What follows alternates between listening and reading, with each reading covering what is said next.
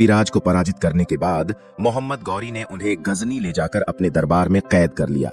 गौरी ने उन्हें इस्लाम स्वीकार करने के लिए विवश किया, लेकिन पृथ्वीराज ने अपने स्वाभिमान और धर्म से समझौता करने से इनकार कर दिया। उनकी इस अटल निष्ठा से क्रोधित होकर गौरी ने उनकी आंखें फोड़वा दी, जिससे वे अंधे हो गए। परंतु यह अपमान भी पृथ्वीराज के आत्मसम्मान को तोड़ नहीं सका। उन्हें बार बार दरबार में अपमानित किया जाता, लेकिन वे अपने राजपूती गौरव को कभी नहीं भूले। इस दौरान उनके साथ उनके प्रिय मित्र और प्रसिद्ध कवि चंदबरदाई भी थे, जो पृथ्वीराज के लिए संबल बने रहे। अंतिम तीर और स्वाभिमान की विजय।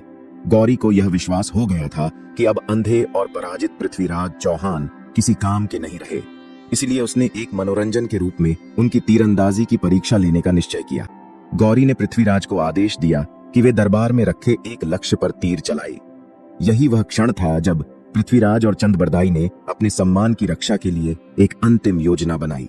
चंदबरदाई, जो अपने काव्य और संकेतों के लिए प्रसिद्ध थे, उन्होंने पृथ्वीराज को एक संकेत देने के लिए एक प्रसिद्ध कविता सुनाई।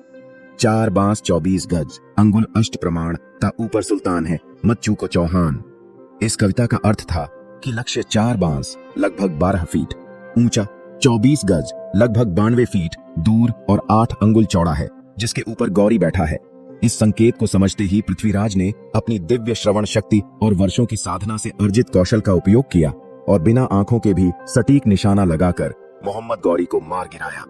इसके बाद पृथ्वीराज और चंदबरदाई ने वीरगति प्राप्त करने का निश्चय किया।